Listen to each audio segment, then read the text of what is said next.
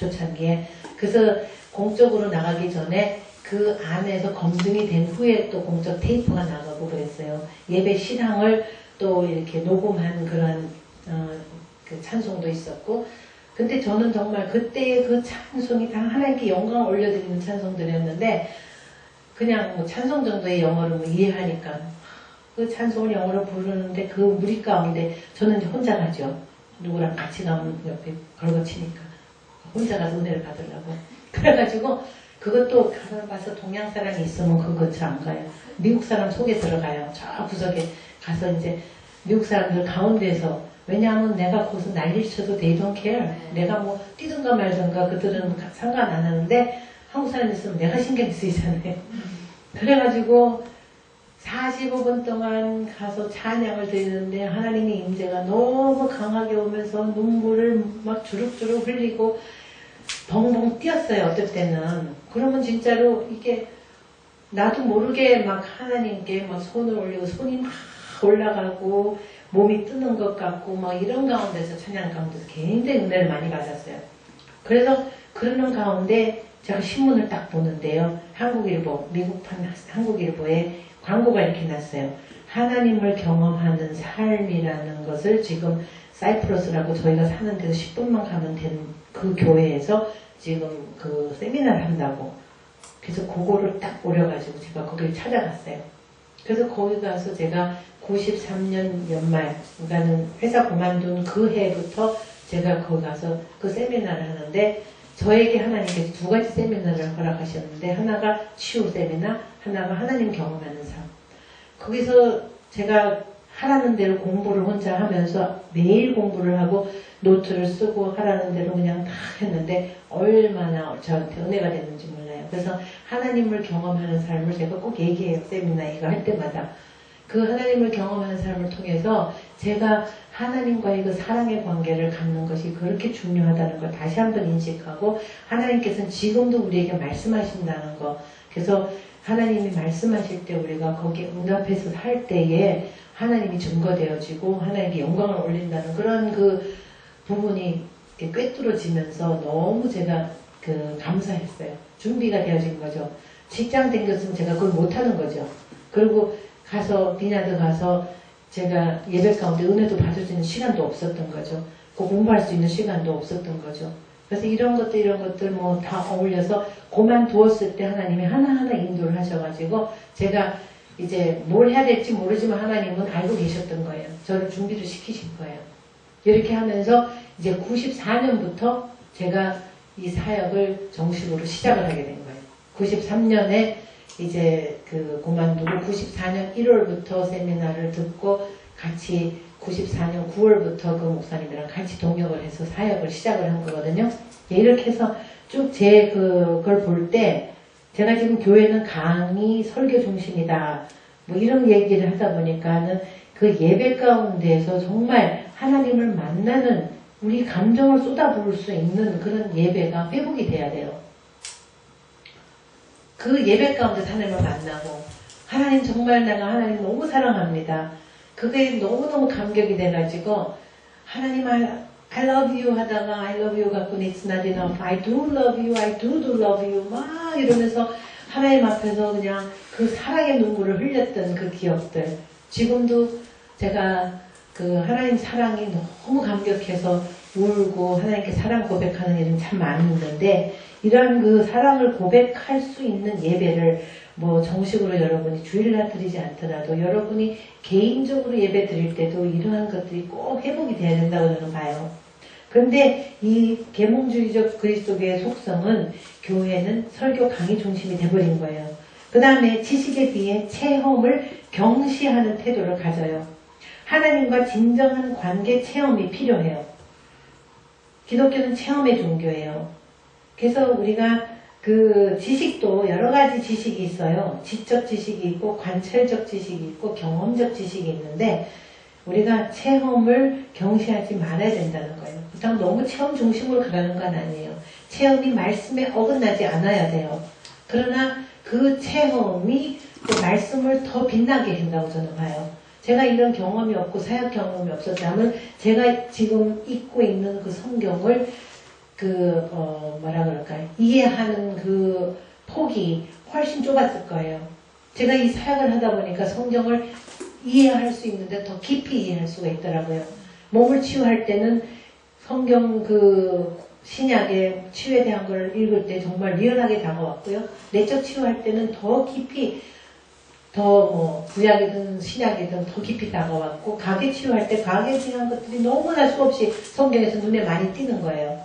또 땅 치유를 시작하니까 땅에 대한 것이 에스겔서, 에레미야서, 천지로 이사야서 보니까 땅이 황무하고 인간의 죄로 인해서 마을이 황폐해지고 그 거민들이 살지 못하고 이런 것들이 수없이 많이 눈에 띄는 거예요. 그래서 성경이 우리의 어떤 그 경험을 제한하는 게 아니라 성경을 통해서 볼 때 그 경험이 더 살아난다는 생각을 하게 됐어요. 그 다음에 하나님의 말씀을 단지 기록된 어떤 것으로 생각하는 경향이 있어요.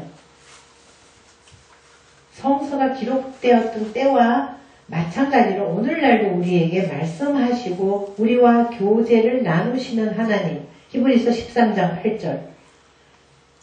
그래서 지식과 기법 중심의 복음 전도와 선교 전략을 펴요. 지금 우리가 계몽주의적 그리스도교의 속성들을 공부합니다.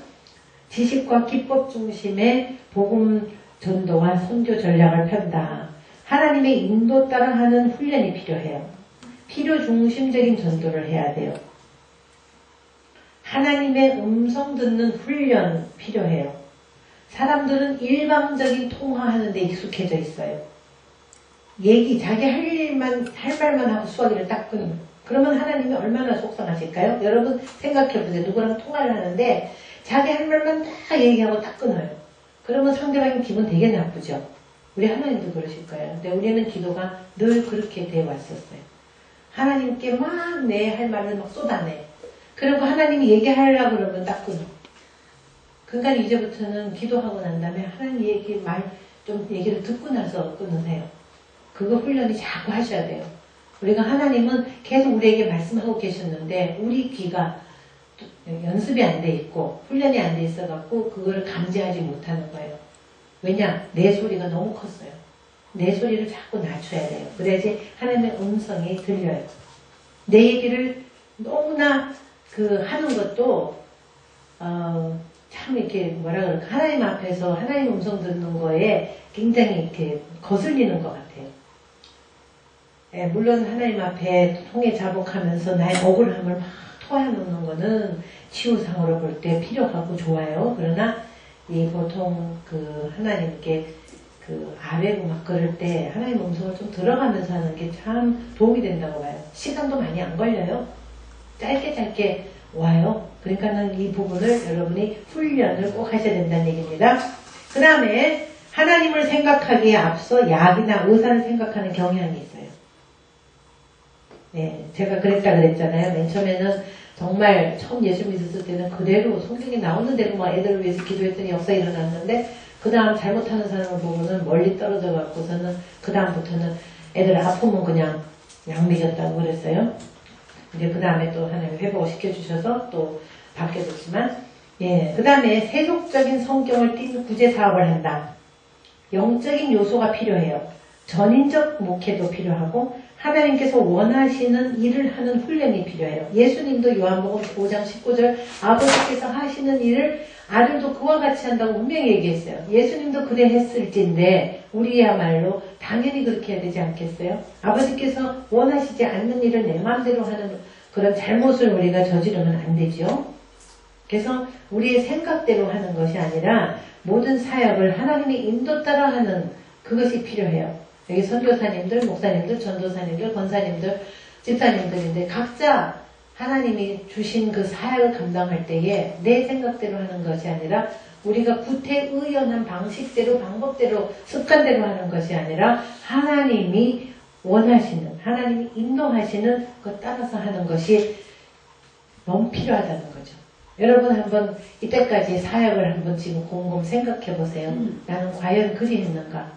아니면은 내 생각이 많이 들어가서 그 생각을 따라서 계획한 대로 막 하다가 보니까 번아웃이 돼서 내가 힘이 빠져서 너무 지쳐서 힘들어서 이렇게 지금 좀 뭐라 그럴까, 그 힘을 좀 더 차지를 시켜야 된다 이렇게 생각하는 사람 있으세요? 이때까지 하나님 인도다가 다 잘하신 분들이에요? 아니에요? 그러면 이제부터라도 이제 바꾸세요. 그게 가장 쉬운 방법이에요. 왜냐하면 너무 힘들어요. 내 힘으로 하려고 그러면. 너 왜 안 돼요? 어떻게 하겠어요? 우리의 힘으로는 절대로 못해요. 걱정만 하고 염려만 하고 힘들고 하다가 나만 지쳐요. 그러나 하나님께서 하시도록 내어드리고 하나님의 인도 따라서 한 발 한 발 움직이면요 모든 것이 너무 쉬워요. 재미가 있어요. 그러니까 그렇게 이제 바뀌어져 지셔야 됩니다. 그러면 지금 뭘 하고 있죠? 우리가 장애물 중에 세계관의 영향을 공부 아직 하고 있습니다. 그러면 3번 문제점과 해결을 공부해 봅시다. 문제점. 근데 이게 다 해결은 아니지만 세계관의 영향에서 세계관의 정의를 했고 서구인들의 세계관을 쭉 지금 공부했고요. 큰 3번은 문제점 해결. 문제점이 뭐냐? 우리는 어떠한 상황이든 우선 이해하려고 하며 이해에 따라서 상황을 통제하려는 경향이 있어요. 이해하려는 욕구가 그 자체로서 그리고 본질적으로 나쁜 것은 아니에요. 그러나 그런 욕구가 우리 마음에 너무 강하게 작용할 때 우리는 하나님에 대한 믿음을 가질 수가 없어요. 이게 지금 이해하지 않고는 발을 못 떼는 그러한 성향들이 지식인들에게 많아요. 그리고 공부했다는 사람들 더 그래요. 그리고 이런 그 모든 게 이해가 안 되면 믿어지지가 않으니까. 그러나 모든 것을 이해하고 나서 믿으려고 그러면은 믿을 수 있는 것이 몇 개 안 돼요. 사실은. 그래서 악한 영들은 아주 교묘하게 우리의 이성과 사고력을 통해서 우리를 불구자로 만들 수가 있어요. 이것이 지금 문제점이에요. 서구적 세계관을 갖고 있는 우리의 문제점이라는 얘기입니다. 그 다음에 두 번째 문제점은요. 진정으로 귀를 기울여서 하나님의 음성을 들을 줄 모르는 문제점을 가지고 있어요. 에레미야서 22장 21절에 보면 에레미야서 22장 21절에 보면 이런 말씀이 나옵니다. 내가 어려서부터 내 목소리를 청종치 아니함이 내 습관이라. 네가 어려서부터 내 목소리 안 들은 게 습관이 됐다라고 지금 체크하시는 거예요. 우리의 신앙생활을 되돌켜보세요. 교회에서 그렇게 못 배웠어요. 하나님의 음성을 듣도록 훈련을 못 받았어요. 그래서 교회에서 초심자들을 데리고 성경 공부를 하면서 더불어 하나님의 음성 듣는 법을 가르쳐주면서 하나님과 사랑의 관계에 들어갈 수 있도록 계속 가르치고 또 가르치고 또 가르쳐야 돼요. 이 교회의 역할이 굉장히 중요해요.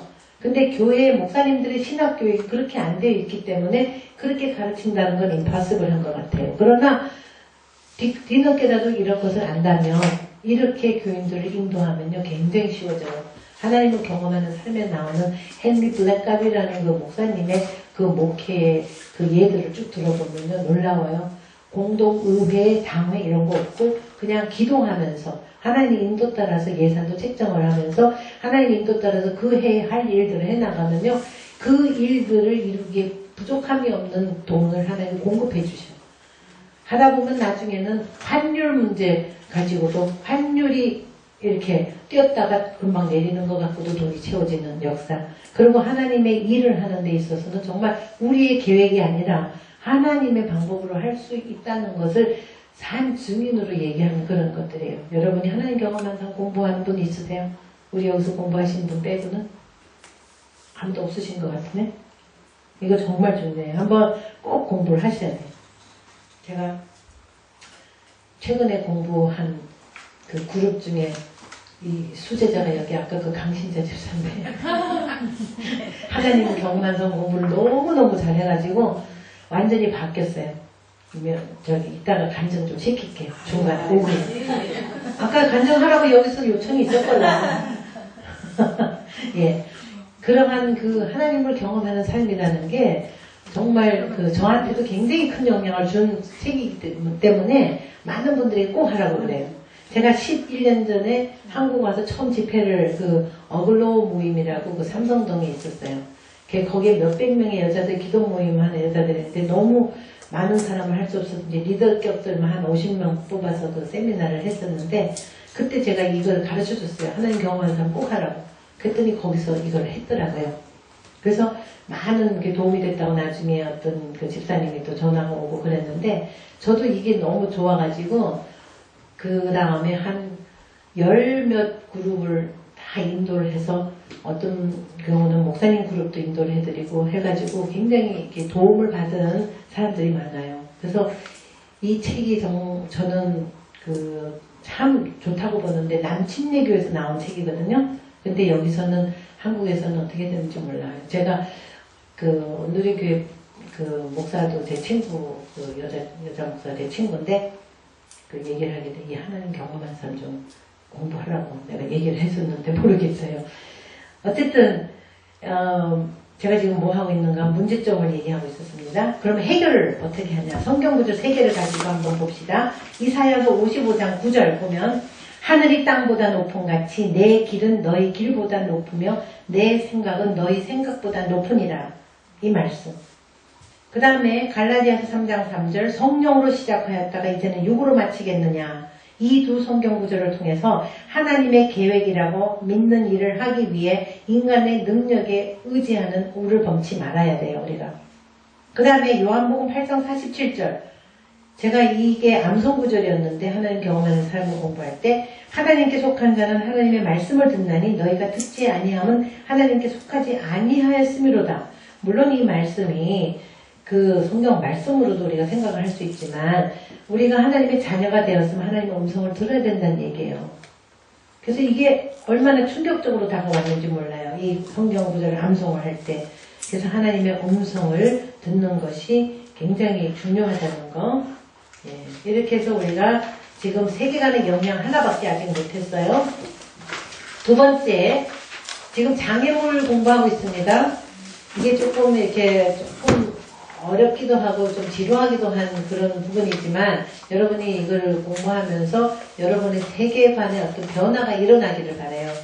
적을 것도 좀 있고 생각해야 되는 문장도 많고 좀 그런 챕터라서 보통 너무 이렇게 조신자나 너무 이렇게 이해하지 못하는 사람들한테는 이걸 강의하기가 조금 어려워요. 그러나 여러분은 재미있으시죠? 네. 수준이 있으신 분이니까. 네. 이렇게 또 얼려놔야지 또. 그래도 조시는 분은 할 수 없고. 예, 부적당한 신학입니다. 그 첫 번째 신학의 정의는 어떤 거냐 하면요. 하나님의 말씀과 하나님의 사역을 논리적, 체계적 방법으로 설명하고자 하는 인간적인 시도예요. 휴먼 프로덕트에게 치유를 부정하는 신학이 많아요. 영감받은 신학은 없어요. 그러므로 신학을 신성화할 수 없어요. 근데 많은 목사님들이 신학을 신성화하는 성향이 있어서 본인들이 갖고 있는 교리, 어떤 나름대로의 주장을 굉장히 대단하게 생각을 해요. 그러나 신학은 신성화되면 안 되어지는 거죠. 목회 신학에 치유에 대한 것이 없는 게 정말 통탄할 노릇이에요. 목회를 하는데 어떻게 인간을 치유하지 않고 어떻게 목회가 가능할까요? 그래서 목회 신학에 치유가 들어가야 된다고 봐요. 그러면 신학적인 논증을 한번 벌려봅시다. 첫 번째 논증은 오늘날엔 치유가 없다고 그렇게 얘기를 해요. 오늘날엔 치유가 없다. 이제 그 부분에 대해서 우리가 잠깐 이렇게 하나씩 살펴보면 좋을 것 같은데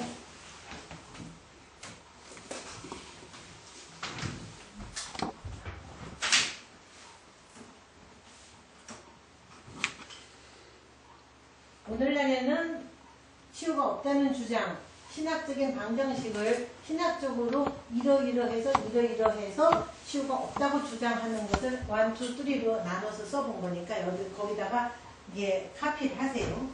잘 안 보여요. 안 보이는 부분이. 그 위에는 뒷부분은 필요 없고요. 위에는 필요 없어요. 그 중간부터. 요거부터 보면 되니까 제가 올릴게요. ABC 있죠? ABC만. ABC만 보십시오. 치유의 치유와 같은 이적과 기사는 사도들의 사역을 제 정당화하기 일이 위해 왔습니다. 주어졌다. 대변인이 왔어요. 네. 성경의 환상과 더불어 치유는 더 이상 필요치 않다. 그러므로 오늘날에는 이적과 기사가 없다. 저건 제가 진리를 얘기하는 게 아니고 신학적인 논증을 지금 얘기합니다. 거기에 이제 반론을 펼 겁니다. 평가를 하고.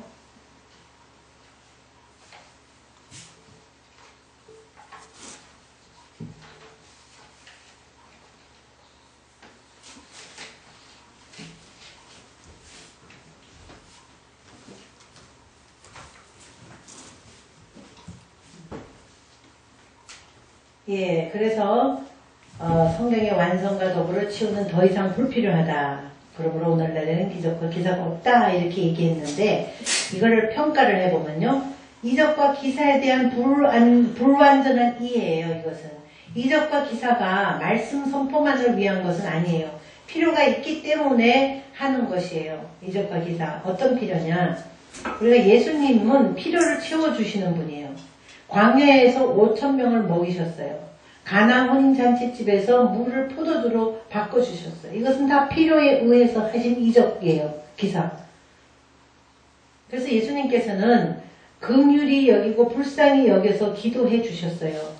마가복음 1장 41절에 보면 예수님께서 민망히 여기서 손을 내밀어 저에게 대시며 가라사대 내가 원하노니 깨끗함을 받아라 이렇게 얘기했어요.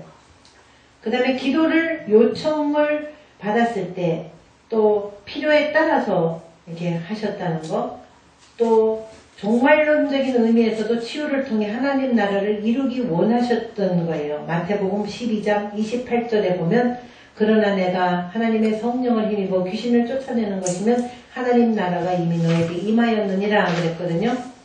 그래서 예수님께서는 긍휼히 여기고 불쌍히 여겨서 기도하셨고 기도를 요청을 한 사람, 즉 필요에 따라서 기도해 주셨고 종말론적인 의미에서도 치유를 통해 하나님 나라를 이루기 원하셨기 때문에 기도해 주셨어요.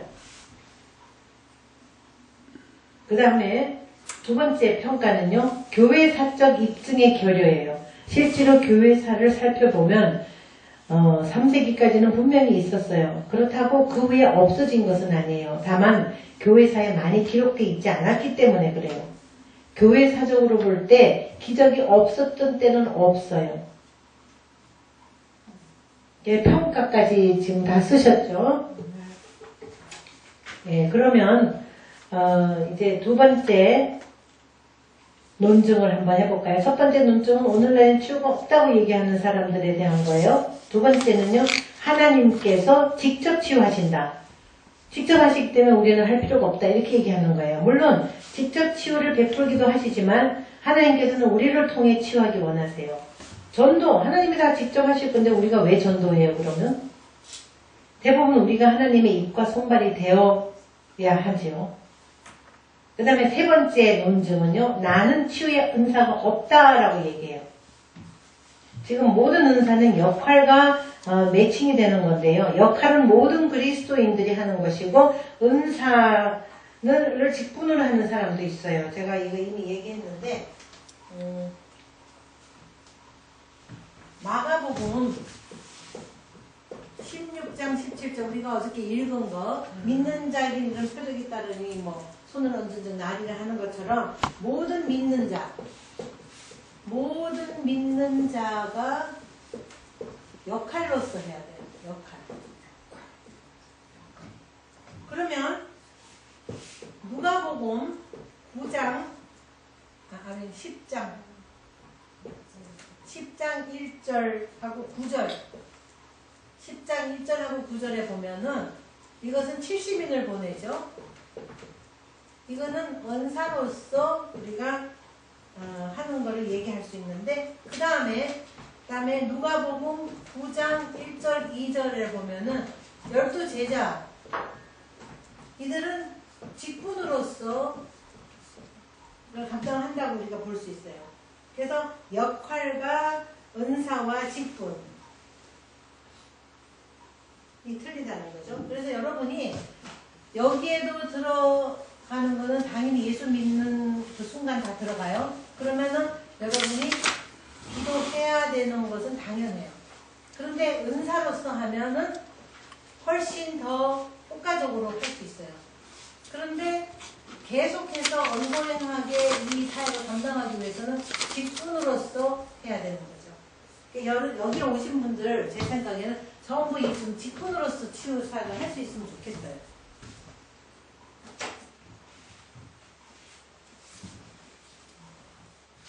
네, 이런 관계가 있다는 거 어저께 잠깐 설명을 했었고요. 그 다음에 네 번째는요. 질병의 미화예요. 질병의 미화.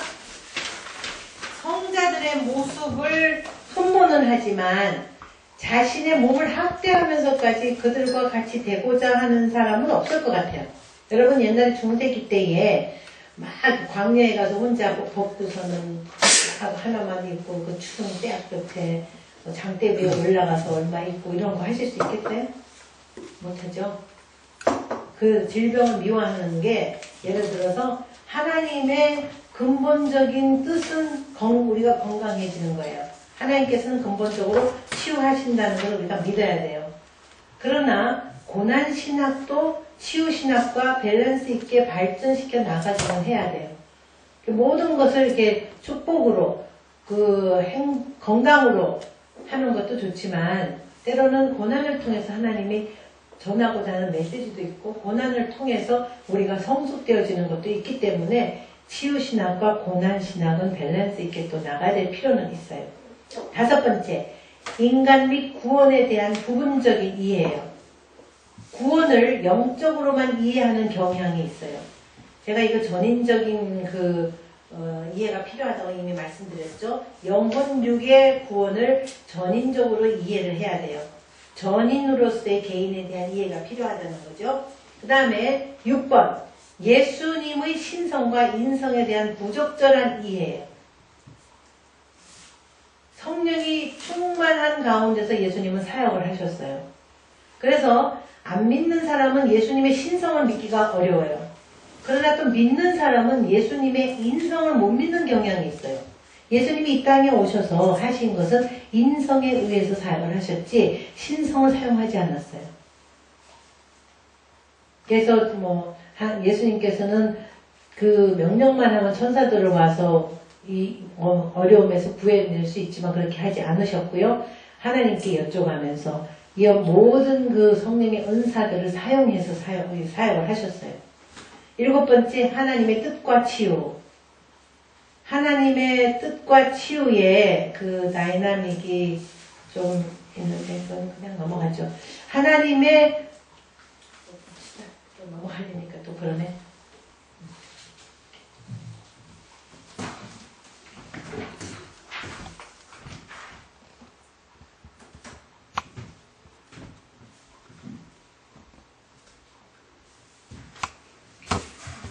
하나님은 절대 치유하지 않는다는 그러한 극단적인 의견을 가지고 있는 사람이 왼쪽이에요. 그러나 사람들이 믿고 있는 것보다 기꺼이 치유하시는 분이에요. 그런데 사람들은 또 하나님은 항상 치유하신다고 그렇게 믿고 있는 오른쪽에 극단은 그러나 사람들이 믿고 있는 것보다 덜 치유하셔요.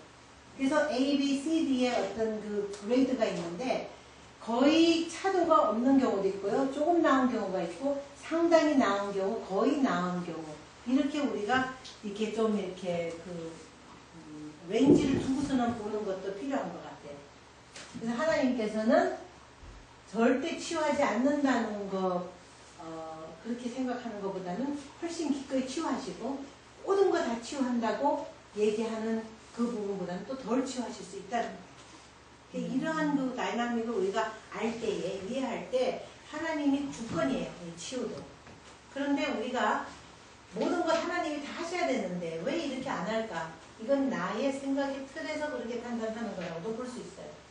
그러니까 모든 것을 하나님이 하신다는 그 전제를 가지고서는 이해할 때 이 모든 것에 무리가 없지 않을까 생각을 해봅니다. 예, 이렇게 해서 우리가 지금 공부한 게 두 번째가 뭐였지요? 부적당한 뭐예요? 신학. 예, 부적당한 신학이었어요. 그 그 다음에 세 번째, 지금 우리가 치유의 장애물을 하고 있습니다. 부적당한 치유 모델이에요. 어떤 부류의 사람이 되는 것에 대한 두려움을 주는 모델, 종전 사역자들에 대한 불신의 결과 치유 사역 시도를 망설인다. 자신과는 거리가 멀다고 생각하게 돼요. 제가 이미 얘기했었어요. 막 이렇게 무섭게 하고 막 욕을 하고, 그리고 특별히 진짜 치유 사역 하던 분이 진짜 욕을 많이 한 분도 있어요. 저는 그거는 아니라고 생각해요.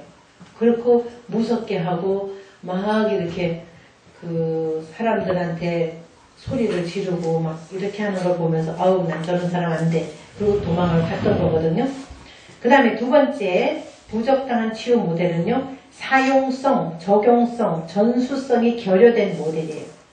자기 혼자만 하는 것이 아닌 일반적인 모델이 필요해요. 그래서 어떻게 우리가 6장을 공부한 거예요. 6단계 모델을. 많은 사람들이요. 은사가 있어요. 근데 이 은사를 자기 혼자만 사용하고 죽어버려요. 그럼 그 다음에는 누가 해요? 또 은사 나타나는 사람이 해야 돼요. 그러니까는 그게 아무리 생각을 해도 이건 아니라는 생각이 드는 거예요.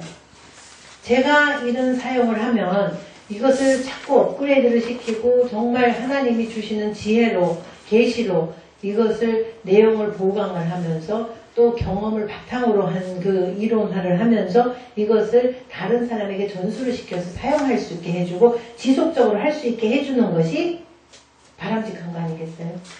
그래서 저는 그런 마음이 많아요. 그래서 이거를 제대로 이렇게 하고자 하는 분이 있으면 얼마든지 서포트를 해주고 싶어요. 그러나 이것을 또 잘못 그냥 어떤 것 중에 하나로 생각을 해가지고 그렇게 한다 그러면 이것은 또 도움이 안 된다는 생각이 들어요. 그래서 저는 그런 마음에서 제가 원하는 거라기보다도 하나님이 원하는 그 부분을 함께 동력을 할 수 있는 분들을 원하는 거지 이것을 본인의 것으로 그냥 혼자서 서서 하는 그런 거를 이렇게 하는 것은 하나님이 기뻐하지 않는다고 생각해요. 동역이 참 좋고 팀사역, 제가 계속해서 팀사역을 얘기하는 것은 이 팀으로 할 때 안전하기 때문에 그래요. 그 다음에 내가 사용할 뿐 아니라 다른 사람들에게 가르쳐 줄 수 있어야 돼요. 그러기 위해서는 치유에 대한 신학적인 연구가 필요해요. 신학에 대한 연구가 너무 부족했어요. 이때까지는. 왜냐? 은사자들이 하는 게 잘못되고 하는 거 보면서 다 무시를 한 거거든요. 그 신학적으로 연구할 만한 사람들이 없었던 거예요. 근데 감사한 게 피터 웨그너니 이런 부류의 지금 이런 신학 치유나 영적 전쟁이나 이런 거 하는 사람들이 지금 굉장히 다 배운 분들이에요. 미국에서 제가 만난 분들 박사 아닌 사람이 없는 것 같아요. 전부 다들 공부를 많이 하신 분들이 이런 사역을 하는 게 나는 바람직하다고 봐요. 왜냐? 공부해서가 아니라 그들이 공부한 것이 이런 치유 사역을 전수시키고 가르치는 데 굉장히 크게 기여를 했다고 봐요. 저도 그런 영향을 받은 사람 중에 하나이기 때문에 너무 고마워요. 그래서 이제 피터 웨그너 박사가 얼마 전에 80회 생신을 받았는데 이제 나이가 좀 들어가지고 이제 가서 이렇게 얘기를 붙여도 핵심적으로 이렇게 질문을 하는데 대답을 원래 내가 그런 질문을 해서 그런지 해서 조금 실망을 하긴 했는데 저는 피터 웨그너 박사가 하고 있는 글로벌 하베스트 미니스트리라는 그 비영리 단체가 있는데요. 거기에 부회장이라 그러나? 부회장으로 있는 척 피어스라는 그 예언자를 좋아해요. 그분이 가만히 보면 책 쓴 거를 이렇게 그 사람 책은 거의 다 읽었는데 그 사람 책에서 이렇게 굉장히 땅 치유나 가게 치유가 굉장히 많이 언급이 돼요. 그리고 그분이 굉장히 큰 그림을 잘 봐요. 그리고 예언이 다 맞았어요. 전체적인 어떤 예언한 게. 그래서 그분이 수염이 막 허옇고 이래갖고 저보다 나이가 많은 줄 알았거든요. 근데 믿으면 돼요. 나보다 더 힘이 약하냐? 앞쪽으로 당기지 말고 믿음. 참. 감사합니다. 그랬더니 저보다 나이가 어리더라고요. 허연 수염 있는 사람. 그래서 제가 얘기하다 그 사람을 얘기했지? 신학적인 연구. 이 사람이 예언자로, 선지자로, 사도로 이런 사역을 하면서 자기 또 이렇게 따로 또 미니스트리를 하고 있으면서 피터 웨거너 하는 그 단체의 또 부회장으로도 있어요. 근데 이분이 이제 계속 이메일도 자기 광고할 때 이렇게 오고 책도 새로 나오면 오고 해서 사서 보곤 했는데 제가 이분한테 얘기를 했었어요. 한번 강의를 듣고 나서 내가 가게 치유를 이렇게 하고 있는데 그분한테 얘기를 한 게 지금 몇 년 전인가 몰라요. 제가 그 클래스 들어갔는데 한 30명 이렇게 앉아서 공부를 하는데 이제 예언을 해주는데 다 못 해주죠. 그리고 강의 끝나고 나서 이렇게 걸어오더니 내 앞에 오더니 나 혼자만 예언을 해준 거예요. 그러면서 예언을 해준 건 뭐 다른 사람들도 부러워했어요. 근데 참 이렇게 의미가 있는 예언을 해줬었어요. 그래서 이제 나와가지고 제가 질문이 하나 있다고 해서 질문을 한 적이 있어요. 그래서 당신 책을 봤는데 거기에 가게 치유에 대한 그 부분이 있어서 제가 많이 반가웠다. 그래서 가게 치유를 내가 하는 사람인데 질문이 있다. 그래서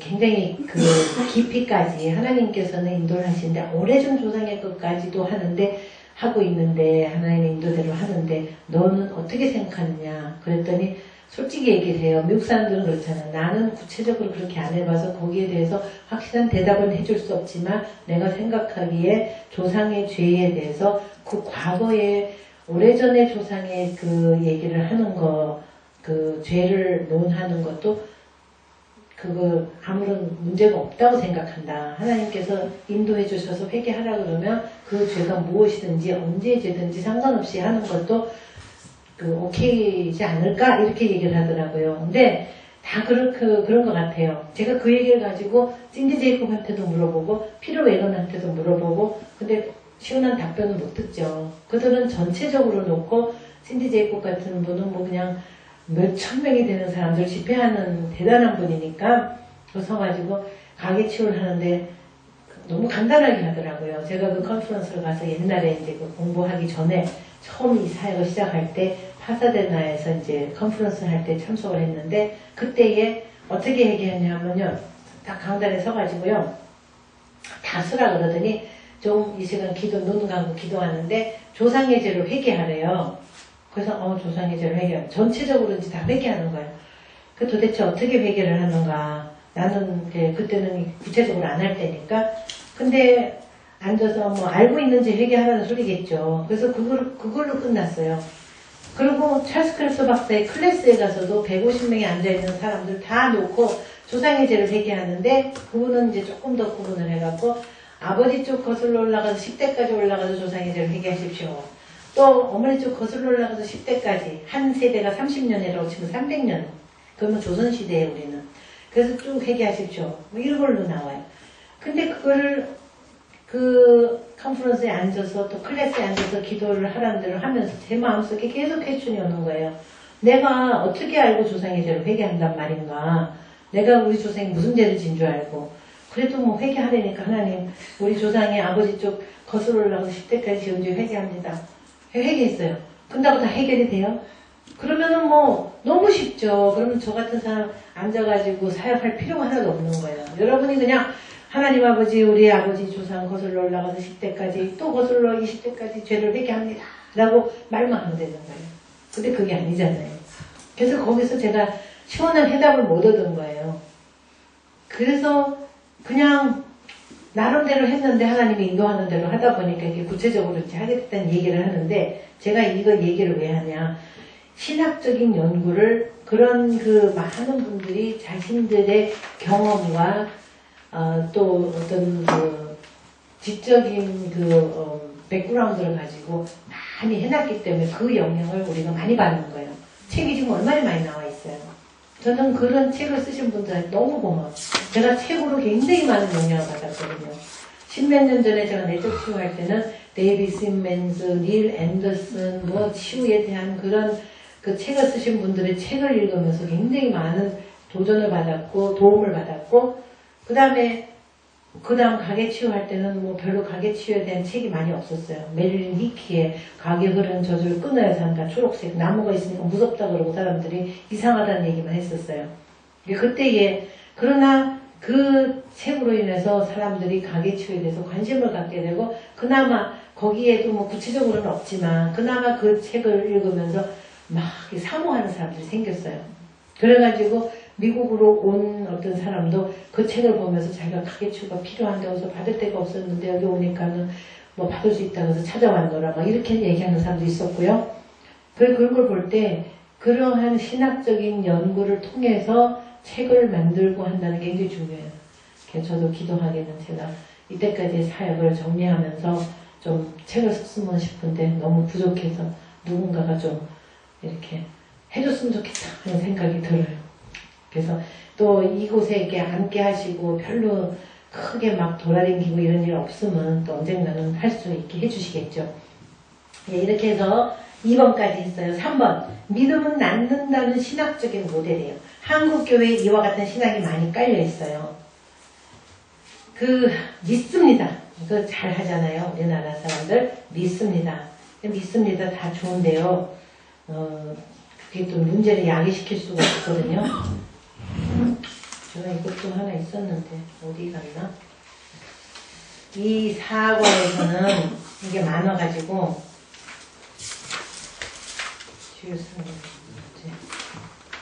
네, 여기 있네. 하나만 더 이제 보면 됩니다.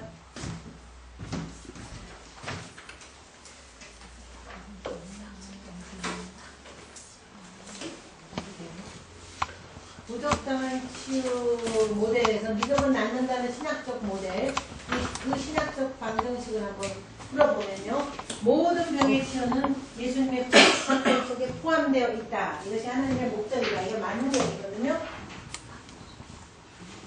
그러면서 두 번째 하는 말이 우리의 믿음, 마음으로 믿고 입으로 고백하면 그 다음에 우리의 치유, 우리의 모든 병은 치유된다. 이러한 방정식을 이렇게 세워놓습니다. 신학에서.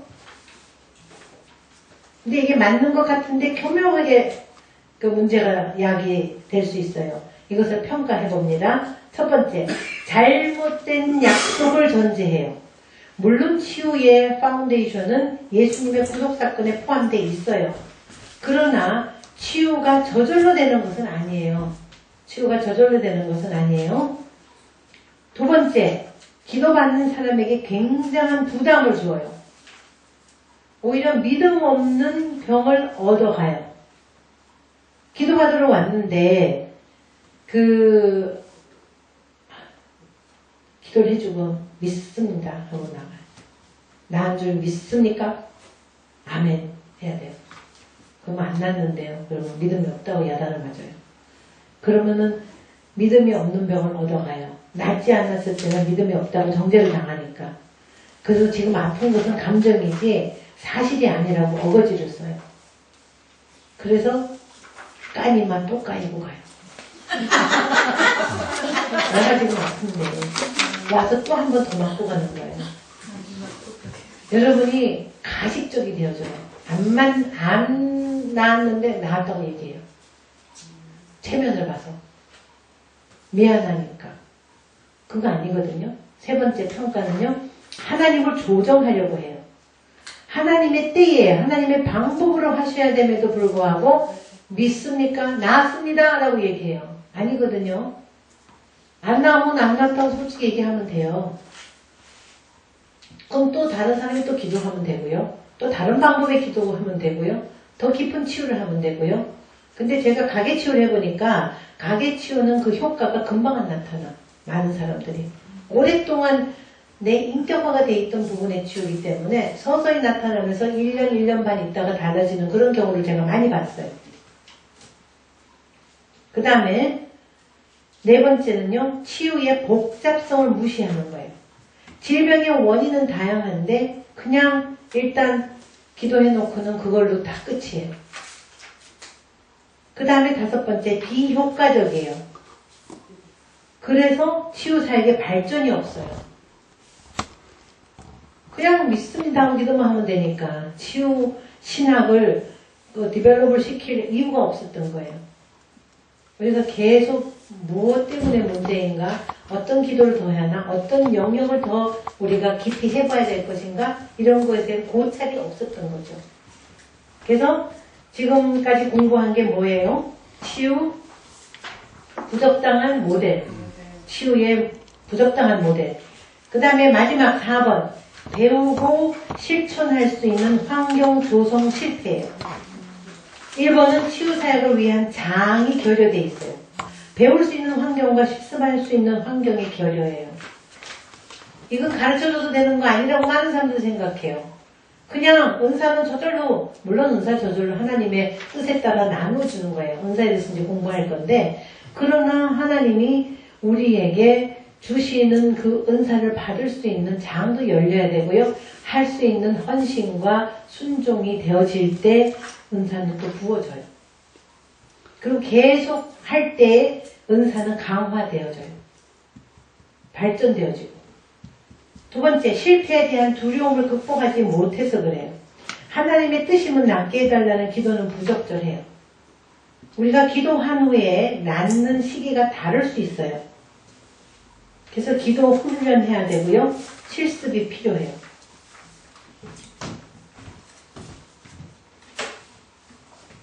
예, 또 마지막으로 치유 사역을 위해서 시간과 노력을 투자를 안 해요. 치유 사역을 하는 게 쉬운 게 아니에요. 저희 그 미국에서의 사역들 제가 되돌아보면요. 1994년 9월부터 제가 사역을 시작을 했는데 일주일에 3번씩 파산된 날을 50분 되는 거리를 그 운전을 해가서 사역을 하고 오고 이렇게 2년을 했어요. 1996년 1년 반인가 그런 것 같은데 1996년에 하나님께서 저한테 이제는 바다대나가 아닌 제가 사는 지역이 세리토스라는 지역인데요. 그 세리토스에 사무실을 내라는 마음을 주시는 거예요. 왜냐하면 사람들한테 치유받으러 오라 그러면 자꾸 우리 집으로 오는 거예요. 바다대나로 오라 그러면 너무 멀다고 안 오는 거예요. 한국 사람이 우리 지역에 많이 살고 있었거든요. 제가 살던 집하고.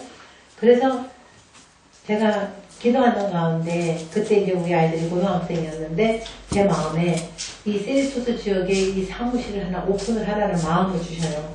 근데 하나님 이 사무실을 오픈하는 게 보통 일이 아닌데 어떻게 해요? 근데 마침 저랑 같이 사역하는 선교사님이 이제 선교지로 다시 돌아가셨어요. 안식년을 지내고. 그래서 나는 내가 그 바다대나까지 올라다니면서 내가 그 사무실을 책임질 수가 없다는 마음에 들어서 이제 하나님의 그 기도의 응답에 순종하기로 했어요. 하나님 알았습니다. 하겠습니다. 그런데 돈이 필요한데요. 어떻게 해요? 그랬더니 한국에 있는 재산을 팔아라.